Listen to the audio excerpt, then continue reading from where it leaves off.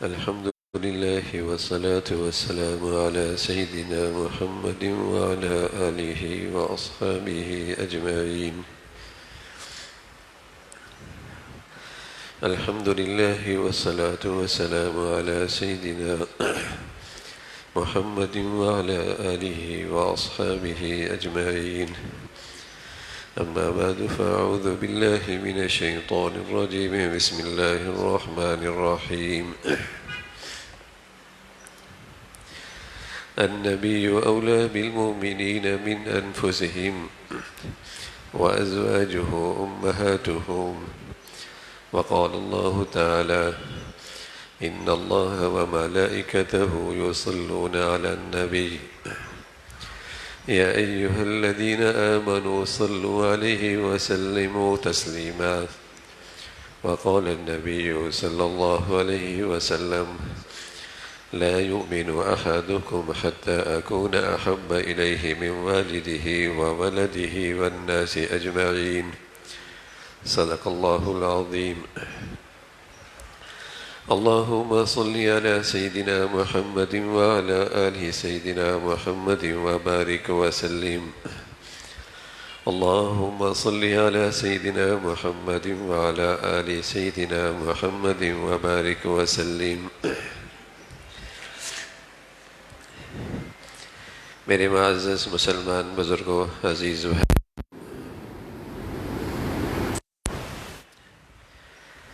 اہل ایمان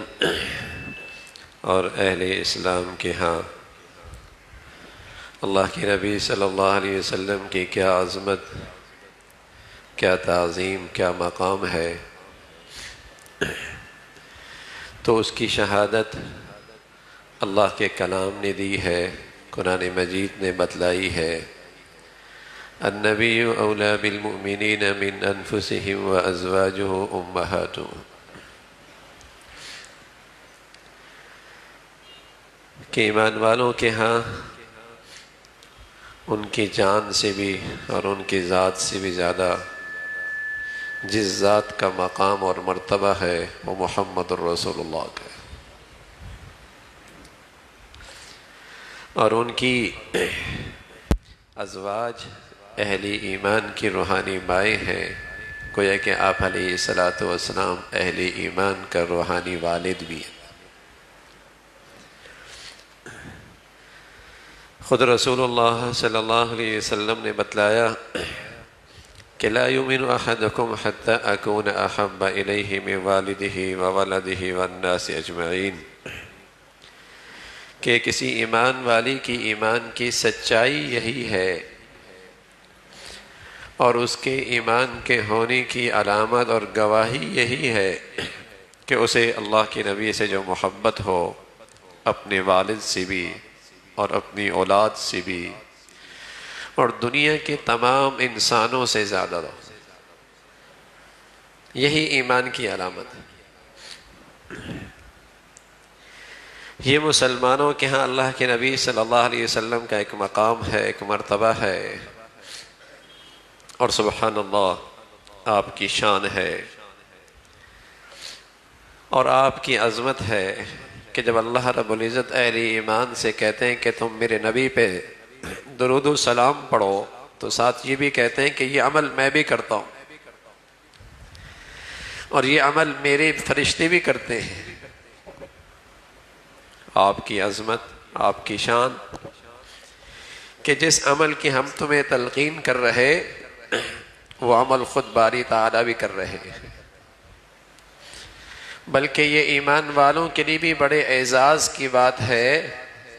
کہ اللہ رب العزت اپنے عمل میں اہل ایمان کو بھی شریک کر رہے ہیں.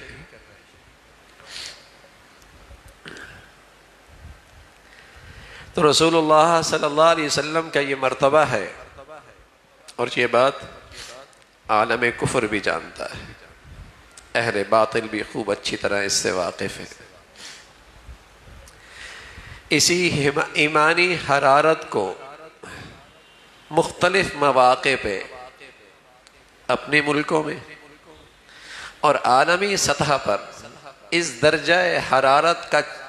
کا وہ جائزہ لیتے رہتے ہیں. اور جائزہ لینے کا انداز یہی گھٹیا حرکتیں، یہی ان کی شیطانیت، وہ اپنے ملکوں میں اس کا جائزہ لیتے ہیں اور عالمی سطح پہ مسلمانوں کی حرارت محسوس کرتے ہیں کہ آیا اب تک ان کے اندر ایمان کی روح ہے یا نہیں، کیا رد عمل آتا ہے، کیا ریئیکشن آتا ہے،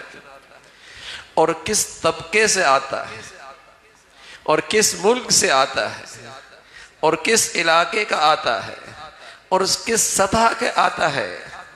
دیہاتیوں کا آتا ہے، شہریوں کا آتا ہے، جو ہمارے یونیورسٹیوں سے پڑھ کر گئے ہیں ان کے اندر سے آتا ہے، یا وہ جو اب تک ہمارے ان اداروں سے دور ہیں وہاں سے ریئیکشن آتا ہے، حکمرانوں سے آتا ہے یا عوام کی سطح پہ آتا ہے، صنعت کاروں کے آتا ہے یا پسماندہ دنیا سے آتا ہے، وہ اس کا جائزہ لیتے، اس ریئیکشن کے دیکھتے ہیں کہ اس کا رد عمل کس سطح پہ آتا ہے، اور پھر وہ اس رد عمل کو دیکھ کر ایک نئے سرے سے اپنی پلاننگ اور اپنا منصوبہ بندی کر۔ جائزہ لینے کے بعد 1.5 ارب سے زائد دنیا ہے مسلمانوں کی، اگر مسلمان اپنی نبی سے سچی وفا کا مظاہرہ کرے تو دنیا میں بہت کچھ بدل جائے۔ مجال ہے کہ عالم کفر اسلام کی مقدس شخصیات پر اور اسلام کے شاعر پر حملہ آور ہو۔ 1.5 ارب سے زائد مسلمانوں کی دنیا ہے، اتنے بڑے سلطنتیں ان کے پاس ہیں، دنیا کے ذخائر ان کے پاس ہیں، دنیا کے بہت سارے وسائل ان کے ہاتھ میں ہیں، لیکن وہ جائزہ لیتے رہتے، اپنے ملکوں کو بھی جائزہ لیتے ہیں کہ ٹھیک ہے ان کا لباس ہم جیسا ہو گیا، ان کی شکل و صورت ہم جیسی ہو گئی، ان کی معاشرت ہمارے جیسی ہو گئی، ان کی تجارت ہماری جیسی ہو گئی، ان کے بچیوں کی تعلیم بھی ہم جیسی ہو گئی، آیا روح بھی اسلام کی باقی ہے یا وہ بھی ختم ہو گئی؟ یہ تو روح ہے نا، نبی علیہ الصلوۃ والسلام سے مسلمان کا جو تعلق ہے یہ روح ہے۔ وہ یہ دیکھ رہے ہیں کہ جہاں ہندو پڑھتا ہے وہی مسلمان پڑھتا ہے، جو معاشرت ایک ہندو کی ہے وہی ایک مسلمان کی ہے، جو لباس ایک ہندو کا ہے وہی ایک لباس مسلمان بیٹی کا ہے، جو شادیوں کا انداز ہندوانہ ہندوؤں کا ہے وہی مسلمانوں کا ہے، جو رہن سہن کے انداز اہل کفر کے ہیں مسلمانوں کی بھی ویسی ہی ہو چکے ہیں، لیکن پھر بھی وہ جائزہ روح بھی تو نہیں نکلی یا نہیں نکلی؟ وہ یہ دیکھتے ہیں کہ روح بھی نکلی یا نہیں نکلی، ورنہ اگر مسلمان اپنی معاشرتی زندگی کے لحاظ سے، اپنی سیاسی زندگی کے لحاظ سے اور اپنی معاشی زندگی کے لحاظ سے اپنے نبی کا سچا وفادار نظر آتا تو مجال ہے وہ ایسی گھٹیا حرکت کرتے؟ تصور نہیں۔ لیکن جب وہ یہ دیکھتے ہیں کہ یہ سب کچھ تو ہم جیسے ہوتے چلے جا رہے، اگر ایک ہی کالج سے ہندو لڑکا نکلے، مسلمان لڑکا نکلے، ایک ہی یونیورسٹی سے ایک ہندو بچی نکلے اور ایک مسلمان لڑکی نکلے، تو بس اوقات پہچان نہیں ہو سکتی۔ دونوں صنعت کار بیٹھے ہیں، دونوں تاجر بیٹھے ہیں، دونوں بازار میں بیٹھے ہیں، دونوں کی زندگی میں کوئی فرق نظر نہیں آتا کہ محمدی کون ہے اور ایک ہندو اور عیسائی کون ہے۔ تو وہ جب یہ دیکھتے ہیں کہ ان کا سب کچھ تو بدل گیا ہے، آیا روح بھی نکلی ہے یا نہیں نکلی؟ اس لیے کہ جب یہ روح نکل جاتی ہے تو پھر تو اسلام بھی نہیں رہتا، پھر تو ایمان ہی نہیں رہتا، پھر تو اسے امت محمدیہ سے اس کا رشتہ ہی کٹ جاتا ہے، پھر اس کا امت محمد اور محمد رسول اللہ سے اس کا کوئی تعلق نہیں رہتا۔ تو وہی جائزہ لیتے رہے، وہ جائزہ لیتے رہتے۔ الحمدللہ، اللہ کا شکر ہے، کسی درجے میں عالم اسلام میں اس نازک موقع پہ کچھ نہ کچھ آواز اٹھتی ہے. اور اللہ جزائے خیر دے اس وقت عالم عرب کو اور وہاں کے حکمران نہیں، وہاں کے مسلمانوں کو الحمدللہ انہوں نے بڑی غیرت کا مظاہرہ کیا اور عملی مظاہرہ کیا کہ ان کی مصنوعات سے لے کر ان کے افراد تک ان سے کنارہ کشی اختیار کی. جب عالمی سطح پہ کسی درجے کچھ عملی رد عمل آیا تو وہ شیطانی مزاج رکھنے والے انہیں جھکنا پڑا، انہیں معافی مانگنی پڑی. لیکن ظاہر مسلمان اس حالت میں مطمئن نہیں رہ سکتا، اور مسلمان محض ہر آئے دن یہ تکلیف اور یہ دکھ برداشت نہیں کر سکتا. لیکن اس کے لیے مسلمانوں کو اپنی پوری زندگی نبی سے سچی وفاداری کا مظاہرہ کرنا ہوگا. اپنے نبی سے سچی وفاداری کا مظاہرہ کرنا ہوگا. ہونا تو یہی چاہیے تھا کہ جب کفر یہ سب کچھ گندگیاں کر رہا ہے تو اس کی غیرت کا تقاضا یہ ہے اس کی معاشرت بھی چھوڑ دے، اس کی معاشرت بھی چھوڑ دے، اس کی طرز زندگی بھی چھوڑ دے، اس کی ثقافت بھی چھوڑ دے، اس طرز کے ہر وہ گندگی جو اسے اپنے نبی سے دور کرتی ہے اور کفر کے قریب کرتی ہے اس سے دستبردار ہو جائے. غیرت کا مظاہرہ کرنا چاہیے، غیرت کا مظاہرہ کرنا چاہیے. تو یہ وہ ایمانی حرارت کو جائزہ لینے کے لیے مختلف مواقع پہ اور مختلف دنیا کے ممالک میں اس قسم کی حرکتیں ہوتی رہتی اور آئے دن کثرت سے ہونے لگی. اللہ حفاظت فرمائے. سوشل میڈیا کی دنیا ہے اور خود مسلمانوں کی اولادیں ہیں، بس اوقات اس سیلاب کے اندر بہتی چلی جا رہی ہیں. اور آپ اچھی طرح جانتے ہیں ایک طبقہ ایسا ہے جس کو یہ باتیں کہیں بری نہیں لگتی، بلکہ کہیں دنیا میں اس کا رد عمل ظاہر بھی ہو تو وہ اسے انتہا پسندی سے تعبیر کرتے ہیں. کوئی بات نہیں، اتنی انتہا پسندی نہیں ہونی چاہیے. ایک مسلمانوں میں سے ایک طبقہ ایسا ہے، مسلمانوں کی اولادیں ایسی ہیں، مسلمانوں کے نظام تعلیم سے پرورش پانے والا ایک گروہ ایسا تیار ہو چکا ہے جسے اس قسم کی باتیں اچھی نہیں لگتی، اور وہ یہ چیز دیکھنا چاہتے ہیں کہ ایسی کتنی بڑی تعداد ہے جو ہماری ذہنی اور فکری لحاظ سے بھی ہماری ہم نوا ہو چکی ہے، سوچ اور فکر کے لحاظ سے بھی ہماری صفوں میں آ چکی ہے. عمل کے لحاظ سے تو میں عرض کر رہا ہوں اگر یہ کہیے کہ 10% شاید مسلمان ایسے ہیں جو پورے اسلامی زندگی اپنانا چاہتے ہیں اور قومی اور نجی زندگی پر اسلام کی بالادستی چاہتے ہیں، ورنہ ایک بہت بڑا طبقہ ایسا ہے جسے رسول اللہ صلی اللہ علیہ وسلم کے لائے ہوئے نظام پر اعتماد ہی نہ رہا، اور وہ یہ سمجھ بیٹھا ہے، اس کی یہ فکر بن چکی ہے کہ اگر آج اس نظام کو عملی طور پہ دنیا میں نافذ کر دیا جائے تو شاید ترقی کے تمام راستے بند ہو جائے، شاید ہم پتھروں کے دور میں چلا جائے. لیکن سچ یہ ہے کہ وہی رسول اللہ صلی اللہ علیہ وسلم کی ذات ہی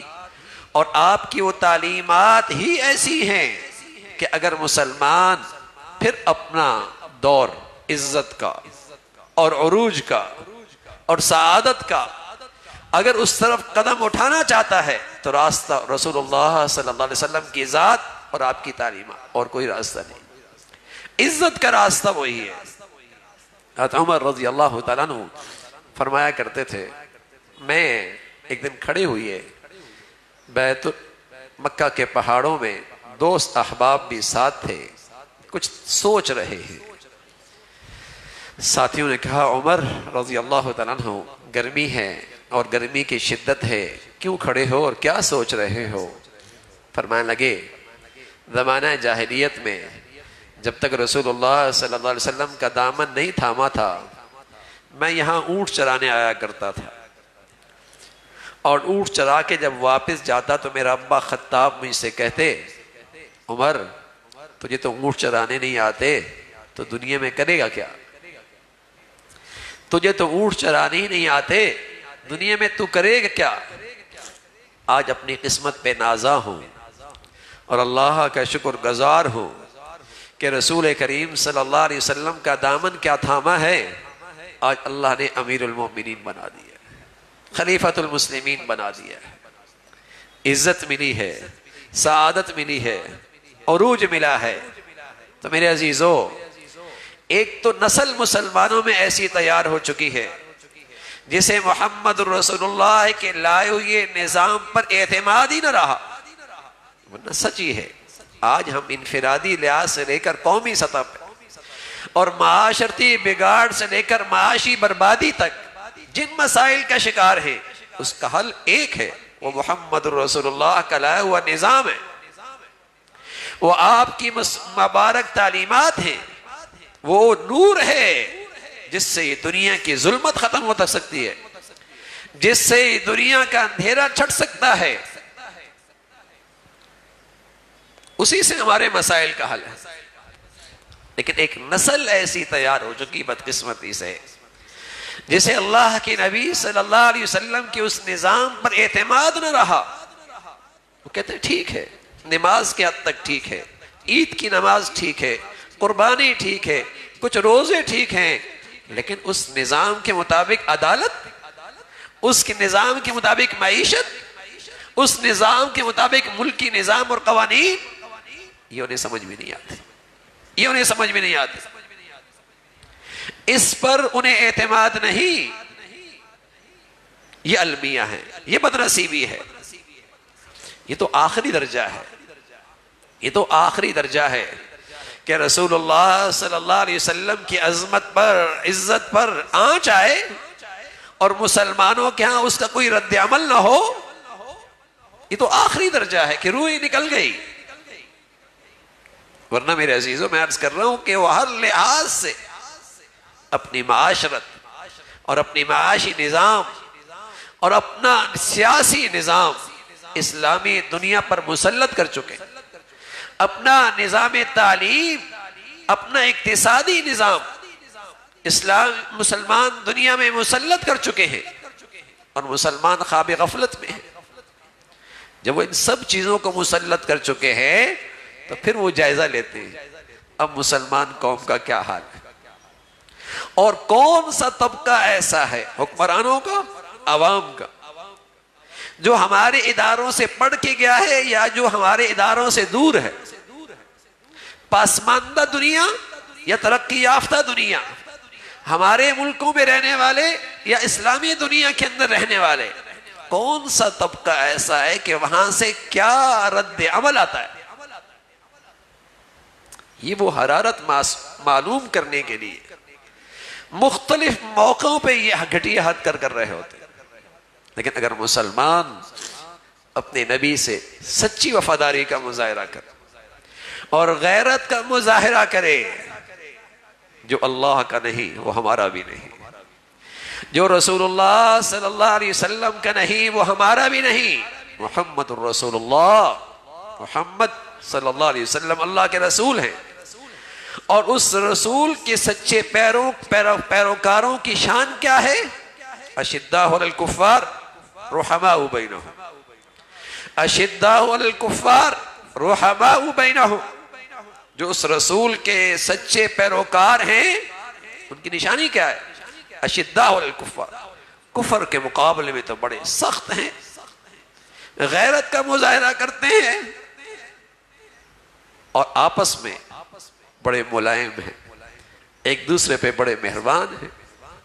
ایک دوسرے کے لیے بڑا احسان کرنے والے ہیں، رحماء بینہم، یہ ایمان والوں کی شان تھی۔ تو میرے عزیزو، ان حالات میں جہاں ہم غیرت کا مظاہرہ کریں،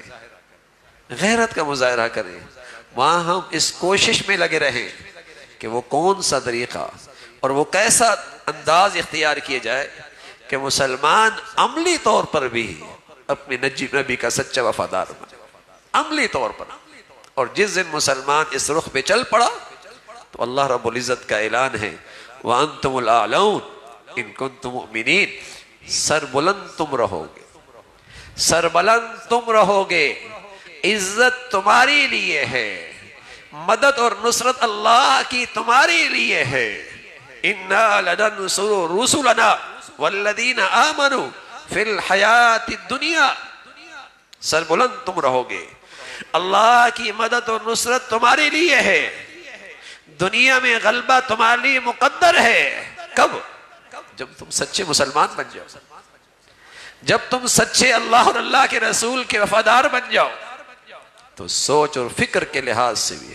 محبت اور عظمت کے لحاظ سے بھی اپنی نبی کا سے مسلمان کا تعلق سب سے آگے ہو، اور عمل کے لحاظ سے بھی یہ سچا عاشق رسول لگے اور سچا محمدی لگے اور اللہ رسول اللہ صلی اللہ علیہ وسلم کا سچا وفادار نظر آئے۔ یہ دونوں نبی کے حق ہیں، نبی کے یہ دونوں حق ہیں کہ آپ کی عظمت اور محبت بھی سب سے زیادہ ہو، اور یہ اس کا سچا پیروکار اور سچا عمل کرنے والا، نبی کے سنتوں کا عامل